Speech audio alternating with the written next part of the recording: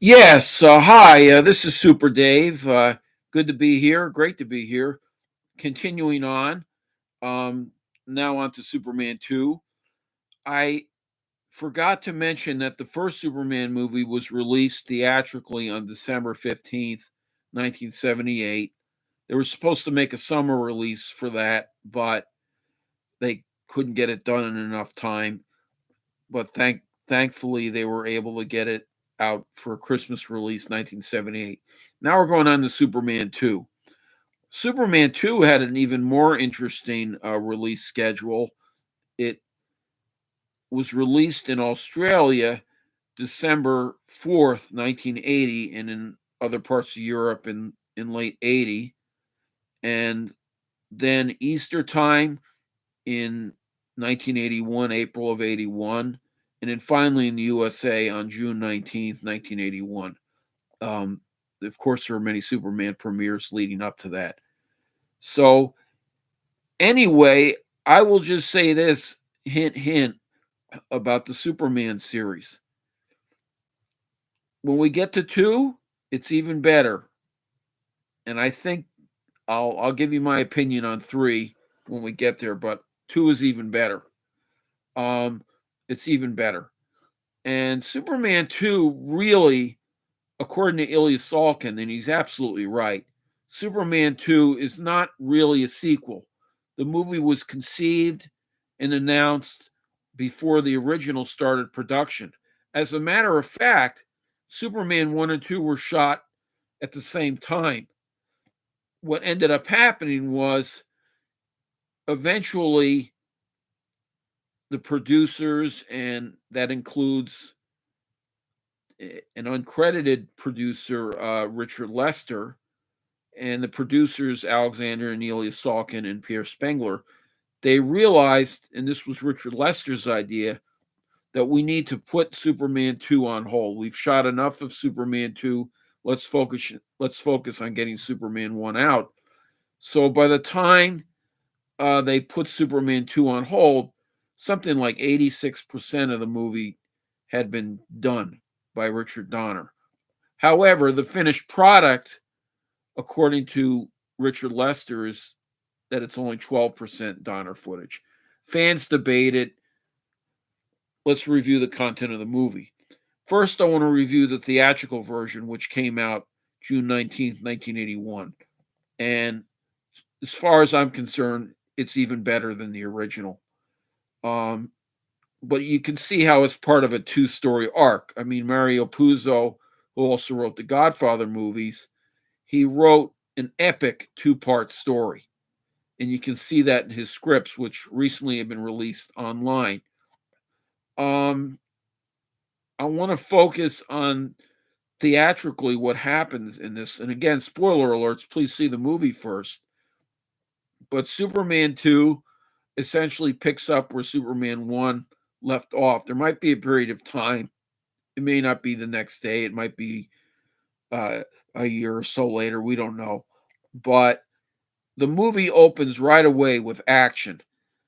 Christopher Reeve's Superman is back, and Clark Kent is back, and Clark Kent, after the movie has a brief reprisal of the first movie, Clark Kent goes to the Daily Planet and finds out that Lois is trapped in the Eiffel Tower, or visiting the Eiffel Tower, because terrorists are planning a bomb in the Eiffel Tower, and that could detonate all of Paris. Of course, Clark, who is Superman, takes his information really quickly, and in a great scene, he runs and has the transformation into Superman. And it's just fantastic. And then they have a great opening action sequence on at the Eiffel Tower.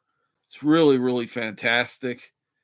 And Superman saves Lois Lane in enough time, just in the nick of time. And then Superman takes this bomb and carries it into outer space, and there it blows up. But here we go. You remember the three villains from the first movie, the beginning of the first movie? They're still floating around in that fortress of not Fortress of Solitude, excuse me. they're still floating around in the Phantom Zone, that plane of glass. And so those nuclear waves from the bomb hit the plate of glass and boom, taking my Superman cape there. But anyway, it goes boom. And from there, the three villains go to the moon. Meanwhile, Clark, slash Superman is unaware that this has happened. The relationship slash friendship with Lois continues. They're given an assignment to Niagara Falls. There's also another story that's running besides the villain story, Zadar Sanan and the Superman Lois Clark story. There is the Lex Luthor story. Last we saw, Lex Luthor was put in jail, again played by Gene Hackman, with Otis played by Ned Beatty. By the way, all of the Gene Hackman scenes where you can see his face, that was all done by Richard Donner. Richard Lester ultimately took over the second film, and even though he initially didn't want his name on the credits, he ultimately was credited as director because Donner didn't want his name on the picture. So anyway, you have Lex Luthor getting out of jail, escaping, and all this stuff's going on. Meanwhile, Superman and Lois, Clark and Lois, I should say, are on an assignment at Niagara Falls. There's a very exciting scene where a kid falls into the falls almost, and Superman saves him just in the nick of time. But Margot Kidder's Lois Lane, she's always thinking, why is it that every single time I see Superman, Clark just disappears?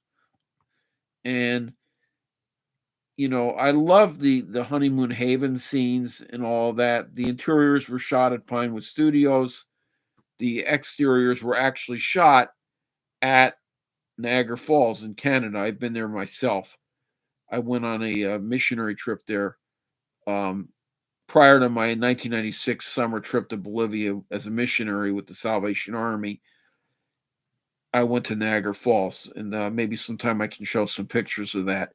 But it's just fantastic to look at. But it's a great action scene, seeing Superman do his best. But then Lois, she wants to say, hey, wait a minute. Maybe Clark and Superman are the same person because every time Superman shows up, Clark disappears. So from there, Lois does something really crazy. She says, I think you're Superman, and now I'm willing to bet my life on it. I'm so sure that you're Superman that I'm willing to bet my life on it. Now if I jump and I fall in that river, you're going to change into Superman. And if not, you got yourself one heck of a story. And she jumps into the Niagara River. A very well shot scene. Obviously, they use,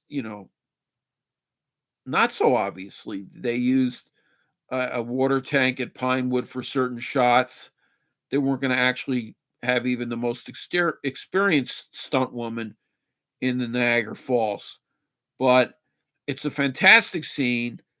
And Lois, in her frustration, says, you're sure that was Superman? But then in a follow-up scene, Clark trips over a pink rug in their hotel room, and he gets his hand in the fire, and he realizes, I have to confess, I'm Clark Kent. And it's really one of the most touching, loving scenes in the movie. He makes the transformation. These two lovers, they fly off to the Fortress of Solitude. But meanwhile, unknown to Superman, the three villains from Krypton arrive on planet Houston. No, planet Earth. They thought it was Houston. They had done damage and taken lives on the moon. Now they're on Earth. There's a lot of humor that Richard Lester puts into these action sequences. I love the part about it. From the look of them, I'll bet $10 they're from Los Angeles, and things like that are really, really funny. But they do a lot of damage in a small town called East Houston, Idaho. It was really filmed in England, but it looks very effective. The set design, very well done. And then meanwhile, Superman talks with his mother, Lara, played by Susanna York, and she realizes he realizes that he has to give up his powers for Lois, to be with Lois.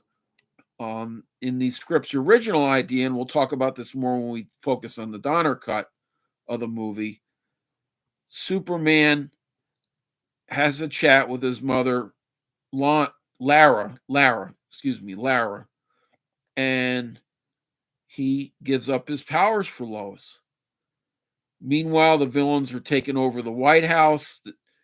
Kneel before Zod, the president, played by E.G. Marshall, says, "I'll kneel before you if it will save lives." And Zod's like, "It will, starting with your own." So even though there's a lot of humor in the movie, there's very serious overtones in this. It's very epic, like the first one was. And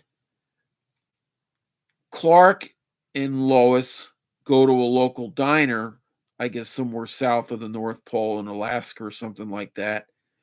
And Clark gets into a bad fight with Rocky, played by Pepper Martin, in the diner, and he realizes he's vulnerable now. He doesn't have his powers. He can't pick a fight with people.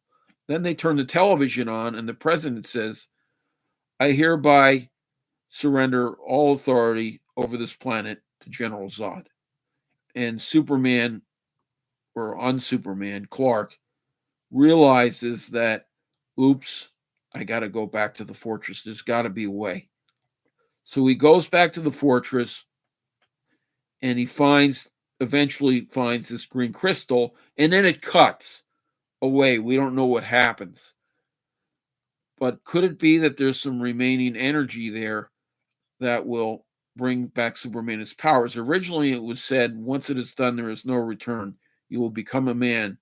You can get hurt like an ordinary man. "Oh, my son, are you sure?" But he holds up this crystal, and then we don't see what happens. We cut to the White House, and Gene Hackman's hilarious Lex Luthor trying to deal with these three villains, and they just think he's a puny guy. "We have all of this without you. You cannot bargain with what you don't have. Oh, magnificent one. What I am bargaining with is what you do not have, the son of Jor-El."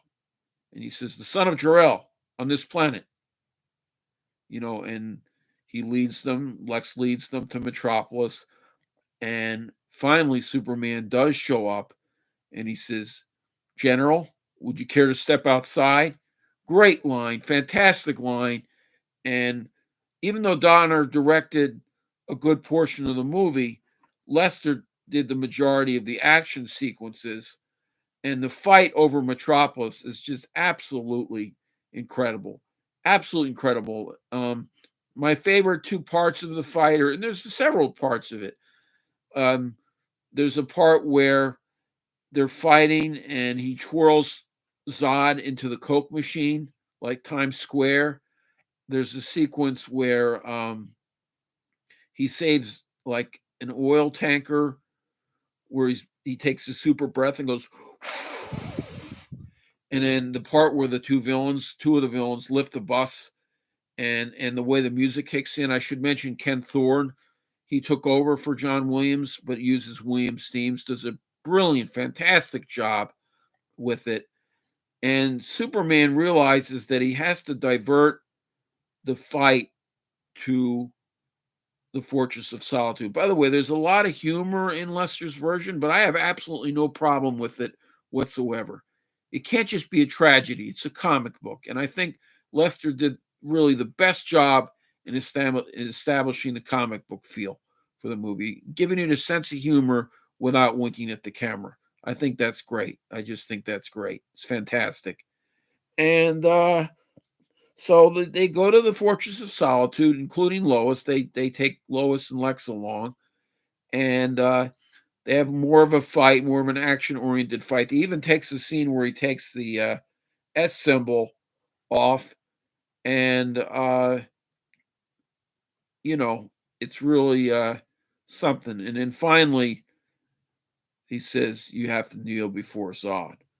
Well, Clark, I should say Superman rather, goes into the chamber and pretends to lose his powers, but all the red rays of the son of Krypton are on the outside.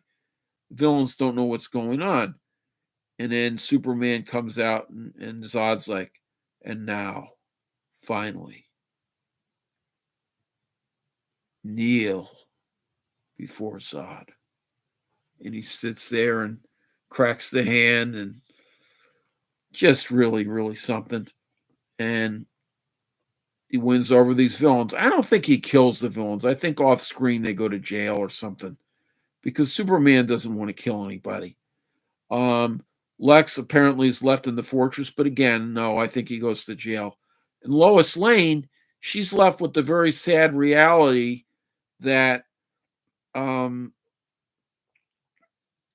am I going to do with all this emotional knowledge that I know Clark is Superman, Superman is Clark, etc.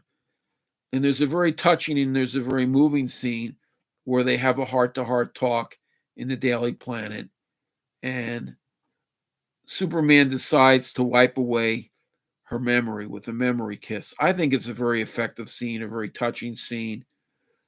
And so now they're just friends, and they had a great romance, but that knowledge is taken away, and Superman just takes that upon himself. And then Clark slash Superman goes back to the diner from earlier in the movie, and I just love it how the guy Rocky Pepper Martin tries to hit Clark, and he like hurts his hand, and then he spins him around on a chair.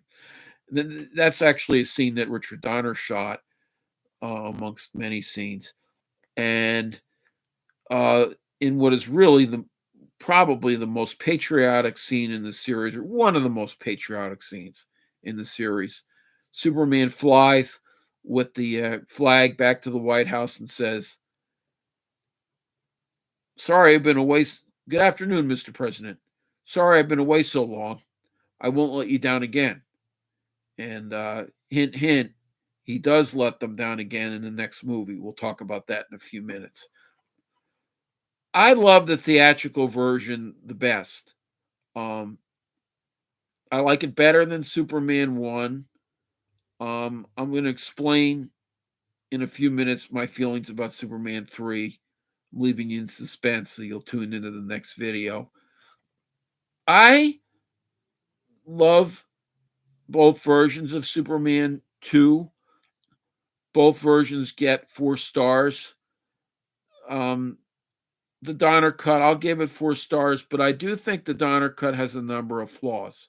First, let me mention what I think are the good points, and then maybe what the flaws are. The good points of Donner's version is that you get to see the additional footage from Marlon Brando that was completely cut out originally out of the theatrical version. There was a lawsuit between Brando and the producers, excuse me. And so that's really awe-inspiring. And you get to see Jor-El actually sacrifice the last remaining energy. And you think, so, that's how he got his powers back. But what it doesn't do is it doesn't leave room for further movies with that energy. But still, it's very touching. It's a very marvelous scene. And also, I like that there was more footage in the Daily Planet that we got to see. I enjoyed that. But mainly the Brando stuff, and more Brando, more Hackman. I always enjoy that. But I do think the Donner cut has a number of weaknesses. Probably the biggest weakness is it messes with the score. It tries to take different versions of the score, and it cuts and pastes the music all over the place, and that's not necessarily the most effective way to go. It's just not. And the other element with this picture is Lois Lane, I think, is less believable even though she seems happier under Donner's direction than under Lester's direction, Lois Lane seems less believable. The opening scene, once they get through the reprisal and all that, is Lois Lane jumps out of a window. And then Clark goes down, blows some super breath, then goes back up to the top.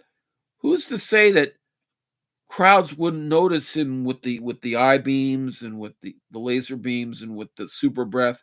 Who's to say that that wouldn't be noticed? It just doesn't make any sense. It doesn't make any sense at all. You know, it's like, don't you think they would notice that?